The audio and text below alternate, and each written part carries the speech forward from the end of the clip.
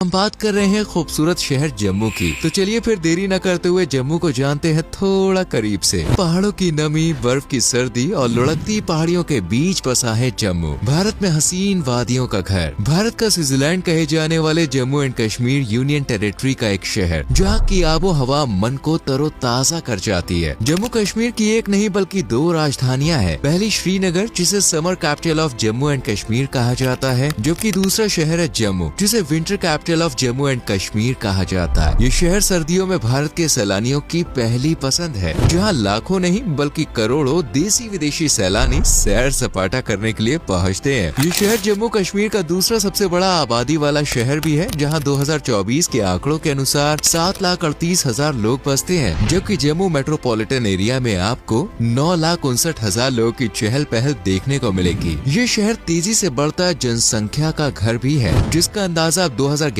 के सेंसस से भी लगा सकते हैं। उस वक्त शहर लगभग 5,03,690 लोगों का घर था, लेकिन आज रैपिड स्पीड को पकड़ते हुए ये 7 लाख का आंकड़ा भी पार कर चुका है। यहाँ पर ज्यादातर लोगों को शहरी जीवन रास आता है, इसलिए 6 लाख के लगभग लोग तो शहरी इलाकों में ही बसते हैं, जबकि बाकी ग्रामीण क्षेत्रों में रहना प्रेफर करते हैं। वैसे क्या आप जानना नहीं चाहेंगे कि जम्मू का नामकरण कैसे हुआ? स्थानीय लोग और उनकी परंपराओं के अनुसार जम्मू नाम राजा जम्बूलोचन के नाम पर पड़ा। कहते हैं कि इन्होंने ही जम्मू की नींव रखी थी। उन्होंने न सिर्फ जम्मू को अस्तित्व में लाने का काम किया, बल्कि इसे एक पहचान भी थी। इसलिए राजा जम्बूलोचन के सम्मान में इस रीजन का नाम जम्मू पड़ गया। जम्मू को भारत के सबसे प्राचीन शहरों में से एक माना जाता है। कहते हैं कि ये लगभग 3,000 साल पुराना है और सदियों पुराने इंसानी अवशेष जम्मू की वादियों में कैद है। जम्मू समुद्र तल से 327 मीटर यानी तकरीबन 1,073 फीट की ऊंचाई पर स्थित है और भारत के सबसे ऊंचे शहरों में से एक भी है। हालांकि जम्मू शिवालिक पहाड़ियों की एक असमान और कम ऊंचाई वाली पहाड़ी श्रृंखला पर बसा हुआ है, जिसे उत्तर, पूर्व और दक्षिण पूर्व में शिवालिक रेंज ने घेर रखा है, जबकि उत्तर पश्चिम में आप त्रिकुटा रेंज को इसके बॉर्डर की रक्षा करते हुए देख सकते हैं। पहाड़ियों के ये दुर्लभ रास्ते अक्सर ट्रैकिंग का रोमांचक कारण भी बनते हैं, लेकिन सुरक्षा के लिहाज से ये अलाउ नहीं है। जम्मू एक शहर है, लेकिन फिर भी इसे नए पुराने दो हिस्सों में बांट रखा है और इनका बंटवारा करती है तावी नदी, जिसके मनमोहक किनारे पर जम्मू की जड़ें बसी हुई हैं। क्या आप यकीन करेंगे अगर हम कहें कि तावी नदी पर 5 पुल बने हुए हैं?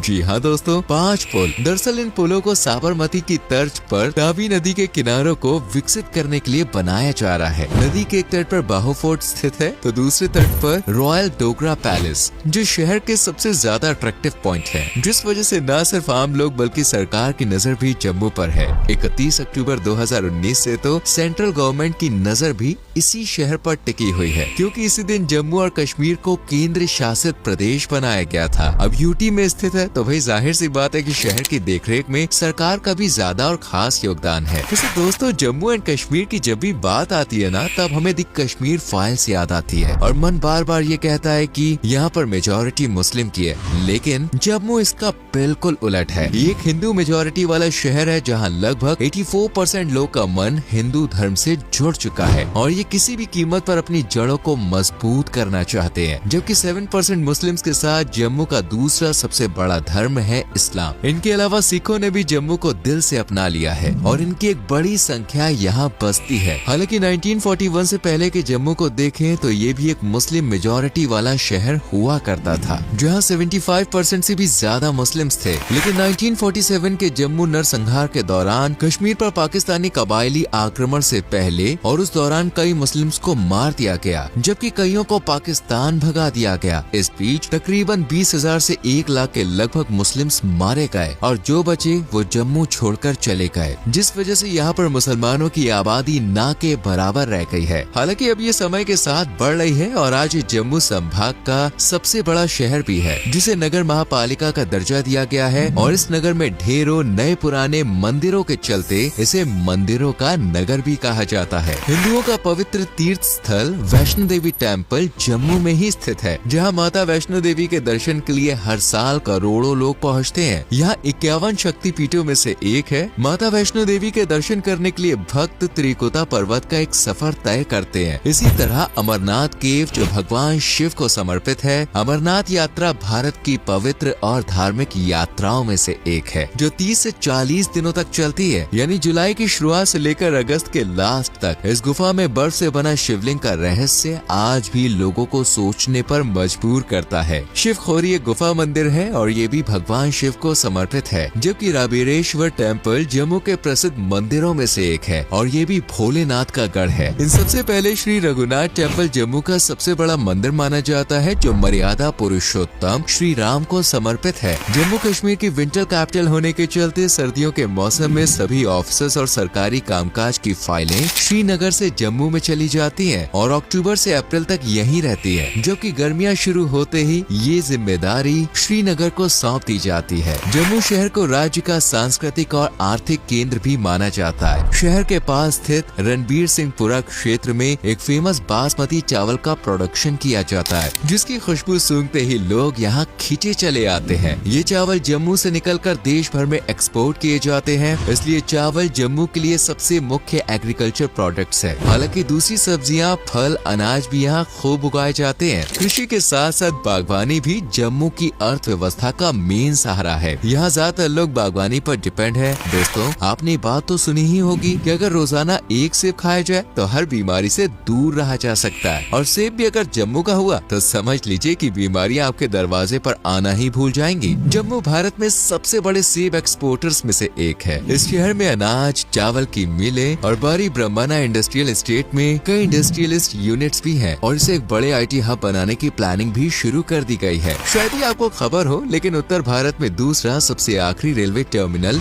जम्मू शहर में ही है। कश्मीर, पुंछ, दोदा और लद्दाख जाने की जितने भी रोड नेटवर्क है ना, उनकी शुरुआत जम्मू से ही शुरू होती है। इसलिए पूरे साल ये भारतीयों और विदेशियों से घिरा रहता है। जम्मू में महिला पुरुषों का बाय पॉपुलेशन रेशियो भारत में किसी भी शहर से बहुत ज्यादा खराब है। 2011 के अकॉर्डिंग शहर में प्रति 1000 पुरुषों पर 898 महिलाएं हैं, यानी पुरुष अगर 52.7% है तो महिलाओं की जनसंख्या सिर्फ 47.3% है। कुछ ऐसा ही गैप लिटरेसी रेट में भी देखने को मिलता है। 83.45% की साक्षरता दर के सामने पुरुष 89.08% के आंकड़े पर है, तो वहीं महिलाओं ने 77.41% को ही कवर किया है। हालांकि अब ये आंकड़े रिकवर हो रहे हैं, लेकिन जितनी एक्सपेक्टेशन रही है उससे कम स्पीड में। यहाँ central university of Jammu, Indian institute of technology, government college of engineering and technology, government medical college जैसे कई एजुकेशनल इंस्टीट्यूट्स हैं, जिन्हें भारत की टॉप रैंक यूनिवर्सिटीज और कॉलेजेस में शामिल किया जाता है। अगर आप जम्मू जाते हैं तो दोस्तों यहाँ पे आपको सुनने को मिलेगी डोगरी, जो जम्मू की मुख्य भाषा है, और शहर में 55% के लगभग लोग इसी भाषा को आम बोलचाल में इस्तेमाल करते हैं, जबकि 22% लोग पंजाबी बोलते हैं। लेकिन अगर आप इन दोनों ही लैंग्वेजेस में कंफर्टेबल नहीं है तो घबराएं नहीं, क्योंकि हिंदू आबादी होने के चलते यहाँ हिंदी और दूसरी भारतीय भाषाएं भी बोली जाती हैं। आपने काली चाय, गोरी चाय तो पी ही होगी, लेकिन जम्मू की इस पिंक टी का स्वाद ही भाई अलग है। ये चाय देखने में पिंक और स्वाद में हल्की तीखी होती है, जिसे मसालों और बादाम के साथ बनाते हैं। खाने पीने की बात आई ही है तो जम्मू का खासम खास खाना भी टेस्ट कर लेते हैं। कहते हैं कि भाई जम्मू के लोग खाने में 36 तरह के पकवान बनाते हैं और घर आए मेहमान को खुश करते हैं। स्पेशली डोगरी डिशेस जैसे